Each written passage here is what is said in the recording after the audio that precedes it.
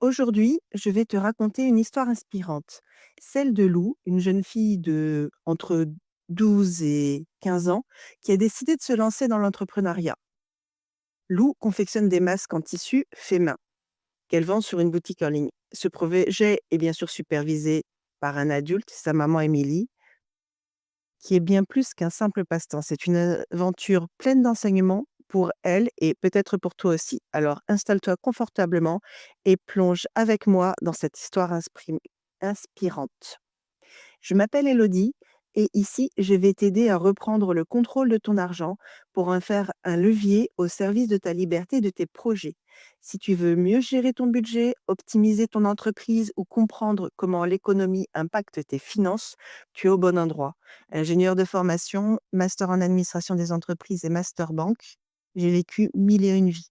Pilote vol libre et vol moteur. J'ai aussi été responsable d'unité de production en grande distribution, chargée d'affaires professionnelles dans un établissement financier et manageuse et superviseuse managériale. Je suis aussi une van-lifeuse à mes heures perdues. Bref, j'ai vécu mille et une vies, exploré une multitude de secteurs et adoré chaque instant.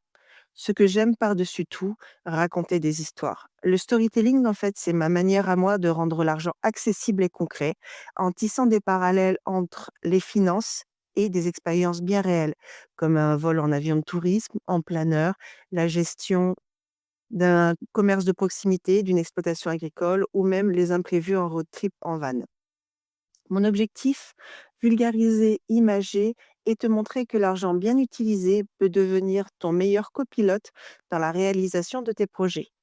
Chaque vidéo de l'argent un outil est conçue pour t'apporter des solutions claires, pratiques et directement applicables pour atteindre tes objectifs, qu'ils soient personnels ou professionnels. Si tu es prêt à avancer sérieusement et à faire de l'argent un allié dans ta réussite, inscris-toi sur mon blog www.argentchiffre1 outil au singulier.com. Allez, on y va pour l'histoire de Lou. Lou est une adolescente pas comme les autres. En fait, Lou a entre 12 et 14 ans. Elle est encore au collège. Elle n'a jamais vraiment aimé l'école, à part les copines. Ah ça, les copines, Lou, elle adore, mais les cours en eux-mêmes, c'est pas très intéressant pour elle. Pendant que ses camarades se passionnent pour les mathématiques ou l'histoire, elle, elle rêve vraiment d'autre chose.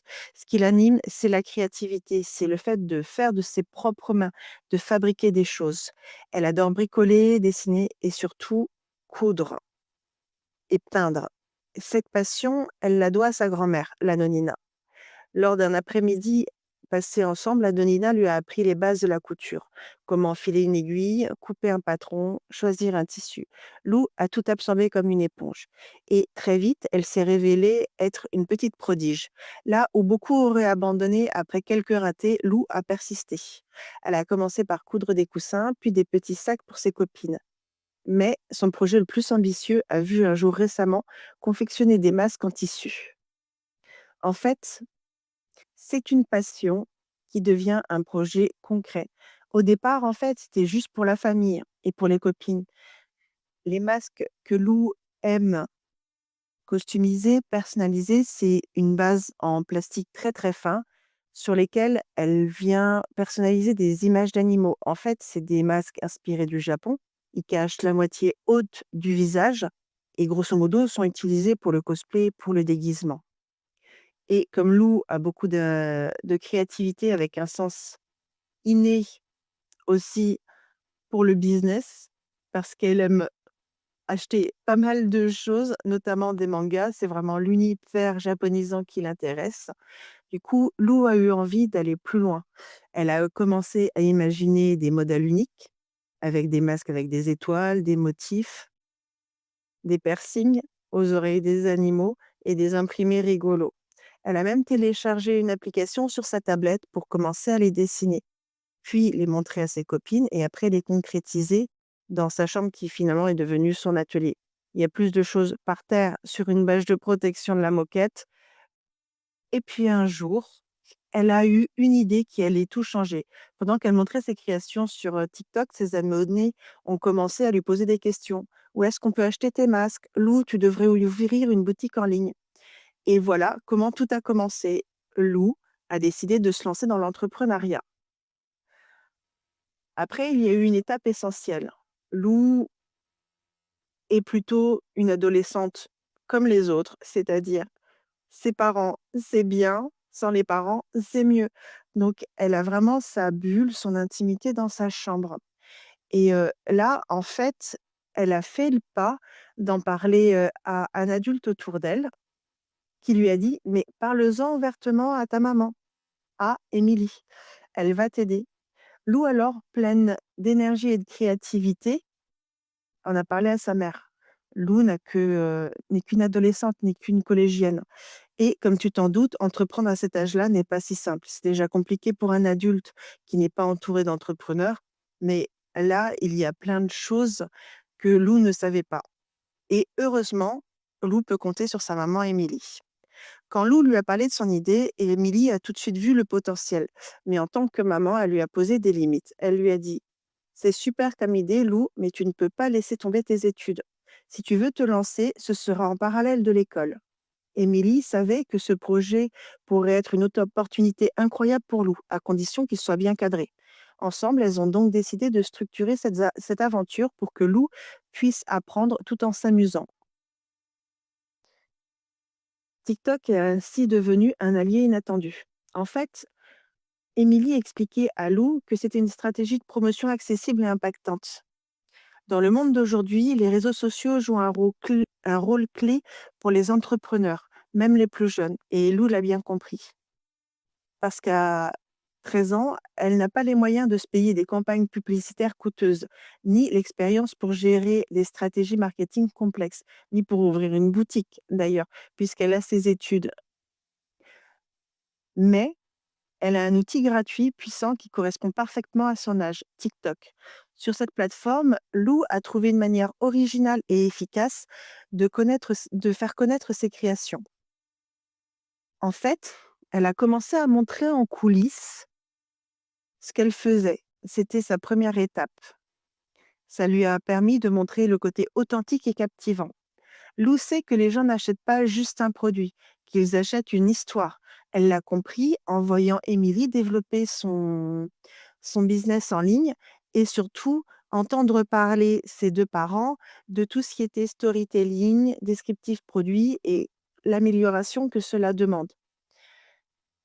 Alors, Lou a commencé à partager des vidéos qui montrent tout le processus de création de ses masques.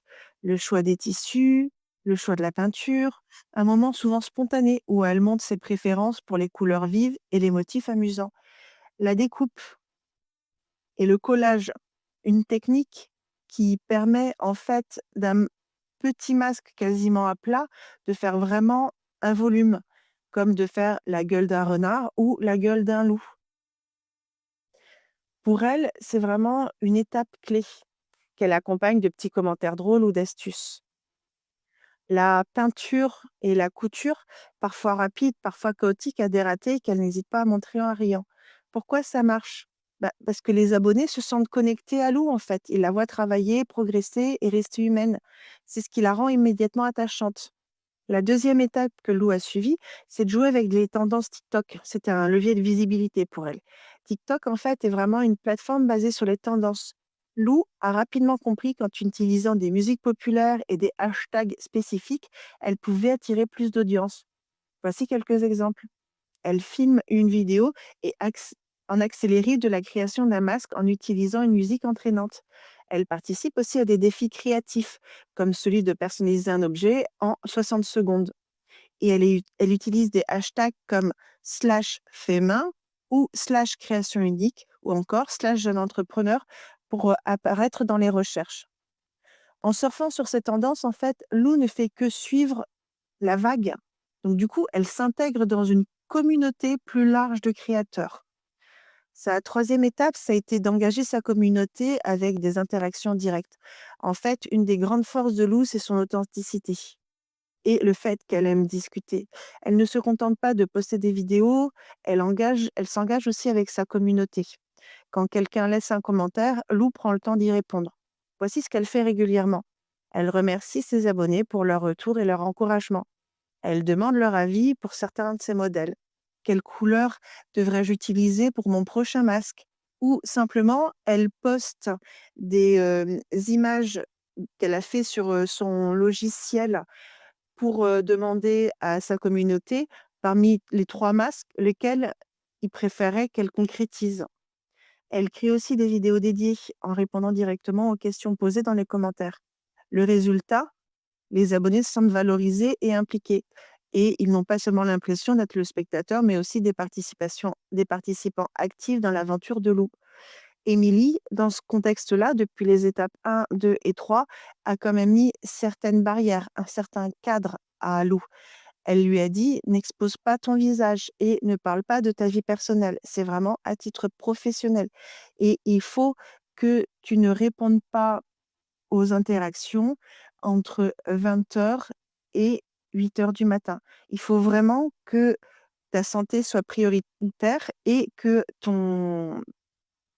ta vie privée aussi soit protégée». La quatrième étape qu'a suivi Lou, c'était de transformer les vues en vente.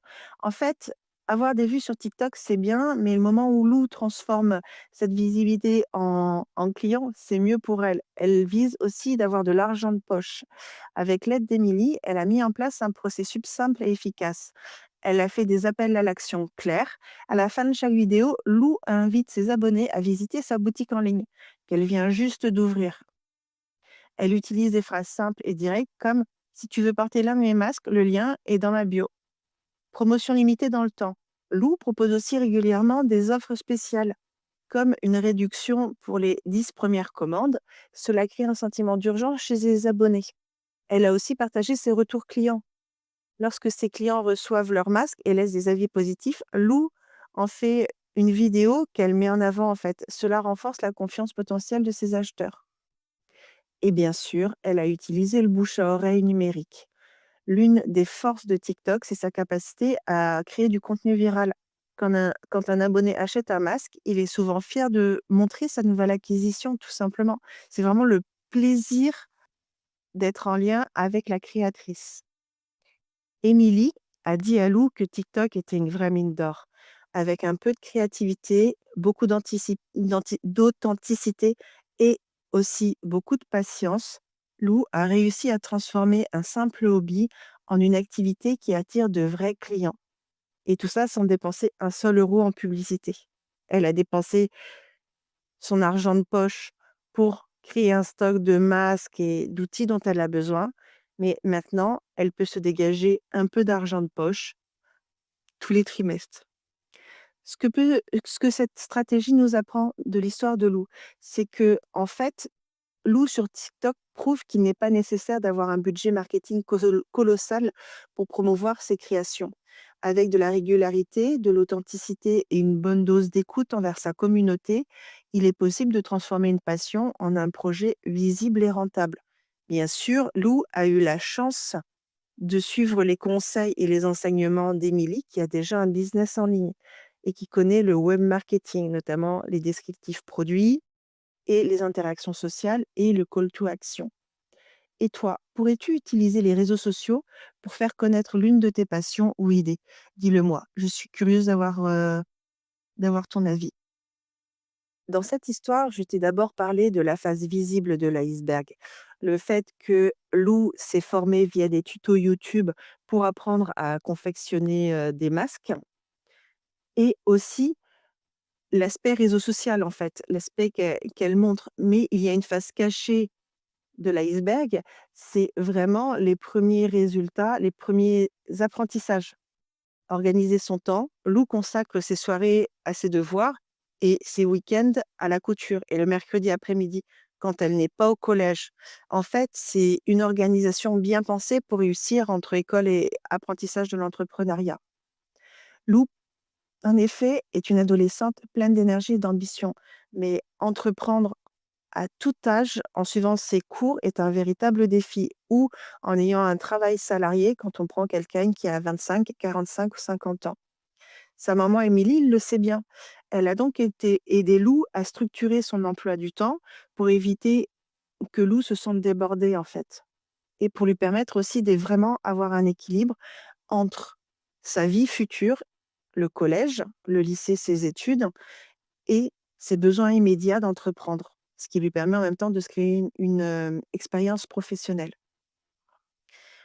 Du coup, Lou, ça lui permet de réussir sur les 2 tableaux, études et boutique en ligne. Il y a une règle d'or en fait, c'est les études restent la priorité. Dès le début, Émilie a insisté sur ce point crucial. Lou, tu peux te lancer dans ton projet, mais pas au détriment de tes devoirs. Lou n'est pas toujours fan de cette règle, mais surtout quand elle est en pleine création. En fait, s'arrêter pour faire ses exercices de mathématiques, ça l'embête. Et elle comprend quand même que pour réussir, l'école est essentielle pour atteindre ses objectifs à long terme, notamment son rêve de devenir une artisan professionnelle. Du coup, comment elle s'organise concrètement? Pendant la semaine, Lou consacre ses soirées à ses devoirs et à ses révisions. Elle anticipe toujours ses devoirs. Et du coup, il lui reste toujours une demi-heure à 1 heure pour faire des dessins sur la tablette, sans déballer tout son matériel, sa bâche de protection, sa peinture, ses tissus, son pistolet à colle et compagnie. Elle sait que plus elle est efficace sur ses devoirs, plus elle aura du temps pour son projet pendant le week-end. Du coup, ses après-midi de libre, quand elle en a, quand il n'y a pas trop de cours, ou le mercredi après-midi, ou quand elle n'a pas d'activité scolaire, du coup, c'est réservé à des petites tâches liées à sa boutique. Répondre à des commentaires TikTok, brainstormer sur des nouvelles idées de design ou préparer ses matériaux pour la couture du week-end. Du coup, le week-end est bien optimisé pour la créativité et pour la production. Les week-ends sont des moments les plus productifs pour nous parce qu'elle peut commencer, par exemple, à 9 heures ou 9h30 du matin et se laisser le temps d'y passer toute la journée. Une fois qu'elle est lancée, elle n'a qu'une seule idée, c'est d'aller à fond et de finaliser son masque le soir même. Le samedi, en fait, il y a la partie production et stock. Lou consacre son samedi à la confection des masques. Elle commence par vérifier son stock de tissus et de fournitures. Elle aime travailler par lot, en fait, ce qui lui permet de produire plusieurs masques en une seule session. Voici comment elle procède. Le matin, elle prépare. Elle coupe les tissus en suivant les patrons qu'elle a soigneusement créés. Et l'après-midi, elle coud, elle colle. Elle utilise sa machine, son pistolet à colle, son agrafeuse, tout ce qu'elle a avec le carton aussi, pour assembler les différentes pièces. Chaque base de masque ensuite est vérifiée pour la qualité. Et en soirée, en fait, elle peint. Émilie lui a récemment expliqué qu'en soirée, ça serait bien qu'elle fasse une partie emballage, en fait. Après avoir pris des photos du ou des masques qu'elle a fini de peindre, ça serait bien qu'elle mettre vraiment ces masques dans du papier de soie, qui coûte pas très cher, mais vraiment qui protège et qui ferait vraiment office de cadeau quand, les gens reçoivent, les masques et d'ajouter une petite carte personnalisée pour ses clients. Du coup, Lou les prépare d'avance pour l'expédition. Le dimanche, Lou s'occupe de la partie communication et marketing. En fait, c'est les aspects les plus visibles de son projet. Alors, Émilie lui avait dit de suivre des cours en ligne spécifiques sur le marketing et la communication pour lui permettre d'avoir plus de chiffre d'affaires. Mais sincèrement, Lou n'est pas très encouragée, n'a pas trop envie de suivre ces cours. Du coup, ce qu'elle fait, c'est qu'elle fait des sessions avec sa maman Émilie au fur et à mesure, toutes les semaines. Le dimanche matin, Émilie et Lou se posent et Émilie donne des conseils et des cours à Lou directement utilisable sur sa boutique. Ça permet à Lou de commencer la communication, le marketing et le commerce très tôt dans sa vie. Du coup, le dimanche, Lou aussi passe son temps à créer des vidéos TikTok. Elle filme des séquences en montrant son processus de création, ses inspirations ou encore les coulisses de sa petite entreprise. Elle planifie ses publications. En fait, avec l'aide d'Émilie, elle organise un calendrier pour ses posts afin d'être régulière sans trop y passer de temps dans la semaine. Et du coup, elle répond aussi à ses commandes. Elle vérifie que ses commandes ont bien été reçues via sa boutique en ligne ou via ses messages sur les réseaux sociaux. Elle note les priorités et prépare les expéditions à venir. En troisième partie, il y a Émilie qui a aussi parlé à Lou des outils pour mieux gérer son temps. En fait, pour s'assurer que tout est bien organisé, Émilie a initié l'utilisation de quelques outils simples mais efficaces à Lou. Un agenda papier, Lou, il note ses devoirs, ses rendez-vous et les tâches en lien avec sa boutique. Elle a qu'un seul outil qu'elle utilise tout le temps. Comme ça, elle peut avoir une vue d'ensemble et se sentir moins stressée. Ça lui permet Elle a aussi une to-do list hebdomadaire. Chaque dimanche soir, Lou et Émilie prennent 15 minutes pour dresser une liste des priorités de la semaine. Lou a toujours vu Émilie faire ça. Au début, elle a refusé de le faire, mais au bout de quelques semaines, elle s'est bien rendue compte que le soir, elle ne savait plus quoi faire, elle ne connaissait plus les priorités de la semaine et perdait beaucoup de temps à des tâches finalement qu'elle regrettait. Soit elle faisait trop de TikTok, mais du coup, elle avait des retards dans ses commandes ou simplement elle devait laisser toute, son artisanat pour se consacrer à ses devoirs. Et Émilie aussi, dit à Lou, donc après l'agenda papier et la to-do list hebdomadaire, elle a confié un minuteur à Lou, simplement une application sur son téléphone. Lou utilise en fait cette application pour rester concentrée sur ses devoirs ou sur ses tâches liées à la couture. Elle applique ce qu'on appelle la méthode Pomodoro, 25 minutes de travail, 5 minutes de pause. Mais Lou préfère avoir adapté cette règle. Elle préfère faire 3/4 d'heure de travail et 1/4 d'heure de pause pour éviter la fatigue. Comme ça, elle reste vraiment concentrée. Il y a 2 autres points que Émilie a abordés aussi avec, Lou. C'est le fait de trouver un équilibre entre passion et loisir et l'importance d'ajuster son emploi du temps. En fait, dans la partie, trouver un équilibre entre passion et loisir, Émilie veille à ce que Lou ne se consacre pas uniquement à ses études ou à sa boutique. Émilie encourage Lou à voir ses copines, à faire des stages d'équitation, le week-end et surtout pendant les vacances. Lou a de la chance, elle adore lire des mangas. Du coup, quand Émilie lui rappelle régulièrement qu'il est important de garder du temps pour jouer, se détendre et passer du moment avec ses amis, Lou est toujours partante. Voici quelques moments d'équilibre que Lou a intégrés dans sa routine. Des pauses créatives. Quand Lou est fatiguée ou démotivée, elle prend une temps pour dessiner, pour écouter de la musique. Cela lui permet de se reconcentrer. En ce moment, ce qu'elle adore, c'est le pixel art. Elle en a mis partout dans sa chambre sur les murs. Elle fait aussi des sorties avec ses copines. Lou planifie parfois des après-midi avec ses copines pour se changer des idées ou parler d'autre chose que de sa boutique. Elle prend aussi son vélo pour aller dans la forêt. La forêt est juste à côté de la maison. Ou pour aller le long du fleuve en bas. Il y a aussi des moments en famille. Le dimanche soir, c'est souvent resté pizza et film avec Émilie, David et Max, son petit frère. Au niveau de l'importance d'ajuster son emploi du temps, Lou a rapidement appris qu'un emploi du temps, c'est pas figé dans le marbre. Certaines semaines, il y a plus de devoirs ou des événements scolaires importants. Ça limite en fait le temps qu'elle peut consacrer à sa boutique. Dans ces moments-là, elle se concentre sur l'essentiel, répondre aux clients et finaliser les commandes prioritaires. Émilie l'encourage à toujours rester flexible, à se laisser du temps, des «trous dans la semaine» entre guillemets, et à se rappeler que tout ne doit pas être parfait. L'objectif, c'est de progresser et non pas de s'épuiser. Ce que cette organisation apporte à Lou, il y a beaucoup de choses en fait par rapport à ça. Grâce à cette planification et à cette structure, Lou évite de se sentir dépassée. Lou garde aussi une balance saine entre ses études, son entreprise et ses loisirs. Et Lou apprend des compétences précieuses comme la gestion du temps et la priorisation qui lui serviront tout au long de sa vie. Lou apprend aussi tout ce qui est web marketing, commerce, la négociation, la rédaction de fiches, produits.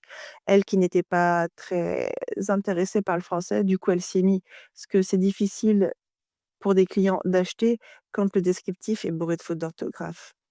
Émilie a dit à Lou: «Tu sais, ce que je trouve merveilleux, c'est qu'en structurant ton emploi du temps, tu apprends à être responsable et à prendre des décisions. C'est une étape importante, non seulement pour ton projet, mais surtout pour ton développement, personnel». En conclusion, ce que l'histoire de Lou peut nous apprendre, c'est que, Lou prouve que l'organisation est la clé pour jongler entre plusieurs responsabilités, plusieurs projets, même à un jeune âge. Si elle peut y arriver avec, son projet de boutique, pourquoi pas toi? Que ce soit pour gérer une entreprise, des études ou simplement un hobby, un emploi du temps bien pensé peut faire toute la différence, surtout si tu as des enfants. Et toi, comment organises-tu ton temps pour avancer dans tes projets? As-tu un projet qui te tient à cœur, que ce soit une idée d'entreprise ou une simple envie d'apprendre quelque chose de nouveau? Lance-toi. Alors, prêt à prendre les commandes de tes finances et de ta vie?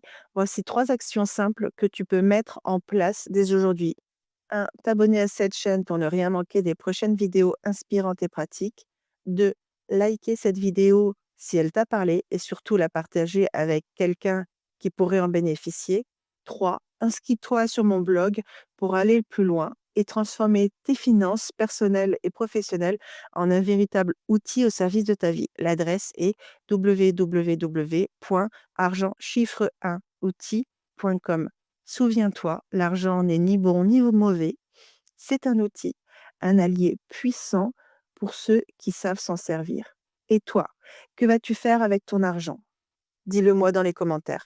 J'ai hâte de lire tes réflexions et t'aider à avancer. À très bientôt pour une nouvelle vidéo.